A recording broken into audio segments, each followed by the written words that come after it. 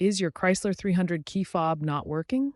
The most common cause, affecting 70% of cases, is a dead or weak battery. The Chrysler 300 key fob uses a CR2032 battery. To replace it, pry open the fob with a small screwdriver. Replace the old battery with a new CR2032, ensuring correct polarity, positive side up. Then snap the fob back together and test by pressing the buttons near your car. If a new battery doesn't solve the issue, try reprogramming the key fob. Insert the key into the ignition, turn it to the on position without starting the engine, then turn it off. Repeat this cycle 3 times.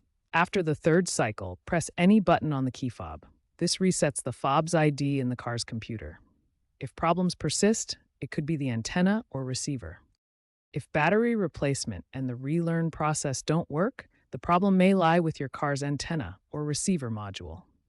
The antenna, often located in the rear window or under the dashboard, can corrode or develop wiring issues. The receiver module can also fail. Use an OBD2 scanner to check for error codes like B2380 or U1400. If you find these codes, it may be time to get it professionally looked at because a mechanic will have to replace the antenna module. Expect to pay $200 to $500. Simple battery issues can be fixed with DIY fixes.